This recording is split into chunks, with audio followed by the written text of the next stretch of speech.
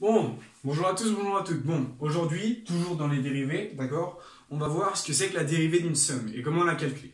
Alors, tout d'abord, par où on va commencer?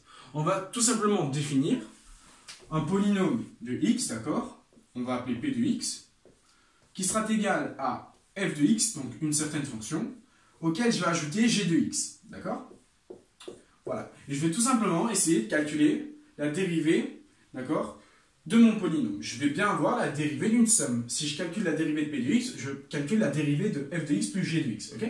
Alors, la dérivée de p de x, ben, ça va être, donc, si je prends p', d'accord, je vais l'écrire comme ça, hein, un petit prime ici, qui sera égal à quoi? Qui sera égal à, eh ben donc, p de x plus dx, moins p de x, le tout divisé par dx. Ok? Alors, bon, p de x, on sait c'est quoi? C'est ceci, d'accord? Dx, on connaît, d'accord? Donc ici, ce qui est un peu compliqué, ça va être de calculer p de x plus dx. Alors, si je prends p de x plus dx, ben, qu'est-ce que je vais avoir? Je vais tout simplement avoir f de x plus dx plus, et donc, g de x plus dx. D'accord? Donc, j'ai, dans un premier temps, ici p de x qui est égal à, et donc f de x plus dx. Maintenant, si je prends p de x plus dx, et ben, au lieu d'avoir dx, je vais avoir x plus dx et x plus dx. Okay, et donc, maintenant, ce qu'on va essayer de faire, c'est de remplacer ceci et ceci en fonction de f de x et de g de x. D'accord? Alors, je vais remplacer ça tout de suite. Et donc, qu'est-ce que je vais avoir? Je vais avoir p de x, d'accord, qui sera égal. Donc p', pardon, la dérivée de ma somme. Ben, je vais avoir p de x plus dx, donc c'est tout ceci. Et donc j'ai réécrit f de x plus dx plus g de x plus dx. Et donc moins, et donc ici je dois enlever p de x. Donc je vais mettre une parenthèse parce que p de x ce sera une somme. Donc si j'enlève une somme, si j'enlève f de x plus g de x, et ben alors les signes vont changer et donc la parenthèse tombe. Et ici, je vais avoir moins g de x. D'accord? Voilà. Donc, dans un premier temps, on a ici p de x plus dx et ici p de x. D'accord? Donc, je vais essayer de... Voilà, plus clairement. Donc, p de x plus dx et p de x. Ok? Donc, ce sont les sommes. Maintenant, je dois diviser le tout par dx. Je divise le tout par dx. Donc, qu'est-ce que ça va me donner?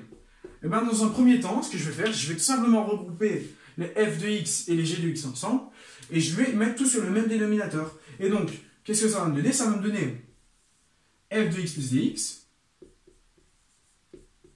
moins f de x, divisé par dx. D'accord? Donc ça, d'accord, ce sont pour les f de x, et maintenant, je vais m'occuper des g de x, et donc, je dois encore ajouter, parce que j'ai un plus ici, j'ajoute quoi? J'ajoute g de x plus dx, moins g de x, le tout divisé par dx. D'accord? Voilà, voilà. Donc, j'ai le même dénominateur, donc je peux séparer les deux membres, ok? Je vais mettre les f de x ensemble et les g de x ensemble, et je vais obtenir f de x plus dx moins f de x, et g de x plus dx moins g de x. Et tout ceci, qu'est-ce que ça va me donner? Ben, ça va me donner quoi? Ben, ici, on retrouve bien la définition de notre dérivée. F de x plus dx moins f de x sur dx, c'est bien f' de x. Et ici, g de x plus dx moins g de x sur dx, c'est bien g' de x. Ce sont les dérivées respectives des deux fonctions. Et donc, on va avoir la dérivée de mon polynôme, d'accord, qui sera égale à donc, la dérivée de x, de f de x, pardon, plus la dérivée de g de x. Voilà, voilà. Et donc, j'obtiens que la dérivée de mon polynôme, c'est égal à la somme des dérivées. Voilà, voilà. Donc, lorsque j'ai un polynôme p de x, d'accord, et donc que c'est une somme, je vais tout simplement avoir la dérivée. On va écrire autrement. On va écrire la dérivée de f de x plus g de x, d'accord? Donc, c'est ce que j'ai écrit au-dessus, ici, pardon. Sauf que ici, j'utilise la petite notation d dx. Ben, ça va être égal à la dérivée de f de x plus la dérivée de g de x. Et voilà, et donc j'ai une notation lorsqu'on a la dérivée d'une somme. Ok, donc la dérivée d'une somme, ben, ça va être la somme des dérivés. D'accord? Donc bien à retenir, dérivée d'une somme, somme des dérivés. On a la petite explication ici. P de x plus dx, je l'avais écrit, c'est égal à ceci. On enlève P de x, d'accord? Donc le plus devient moins. Ensuite, je regroupe les f de x ensemble et g de x ensemble. Et donc, j'ai bien la définition de ma dérivée pour la fonction, donc pour f de x, et la définition de ma dérivée pour g de x. D'accord? Et donc, j'ai que la dérivée de p de x, c'est f de x plus g de x. Et donc, je le réécris comme ceci. Au lieu d'avoir p', ben, je note la dérivée, okay, avec la notion de différentiel, le tout en parenthèse f de x plus g de x, qui est égal à la première dérivée plus la deuxième dérivée. Ok. Maintenant, qu'est-ce qui se serait passé si j'avais ajouté tout simplement une autre fonction h de x? Ben, à ce moment-là, p de x plus dx, ben, j'aurais eu plus h de x, d'accord? Donc là, j'aurais dû ajouter plus h de x, plus dx, pardon. Voilà. Et ici, j'aurais dû encore enlever h de x. Et donc, il suffisait de regrouper ceci et ceci, et donc j'avais à nouveau la dérivée de h de x, d'accord? Voilà, et donc, qu'est-ce qu'on peut en définir? On peut en définir que, attention, ici, je vais utiliser une notation de somme, d'accord? Bon, on va même enlever tout ceci, parce que je l'ai déjà réécrit. Je vais utiliser la notation de somme. Alors, on va prendre la somme, d'accord? Bon, c'est très mal fait, encore une fois. On va prendre la somme, voilà. Et donc, on va démarrer en i est égal à 1 jusqu'à n, ok? Donc, on va jusqu'à n. On va prendre les fonctions de x. Alors, qu'est-ce que j'ai écrit? En fait, ceci, c'est comme si j'avais écrit f1 de x plus f2 de x plus jusqu'à fn de x. D'accord? Alors, en abscisse, ici, f1, f2, ça ne veut pas dire que ce sont les mêmes fonctions. Justement, c'est le contraire. Ici, f1, ça représente une fonction, par exemple x carré. F2, ça va représenter x cube. F3, 3x, et ainsi de suite jusqu'à n. D'accord? On s'en fout. D'accord? Alors, et donc, si je fais la dérivée de ceci, d'accord? Que je vais prendre la dérivée.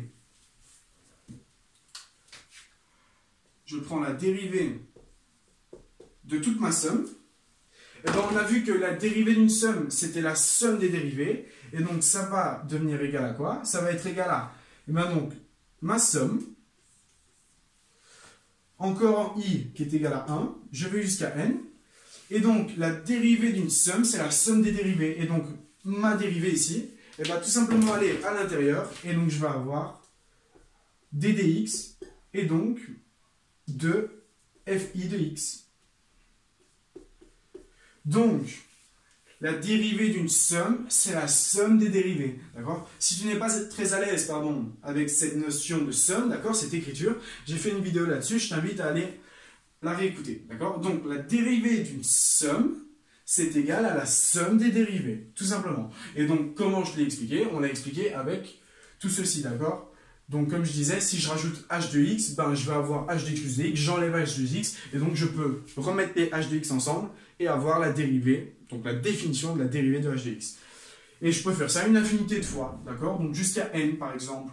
Fi, ici, ça représente ben, f1 plus f2 plus f3 plus f4 plus fn, d'accord? Et donc, je prends la dérivée de cette somme et j'ai la somme des dérivés.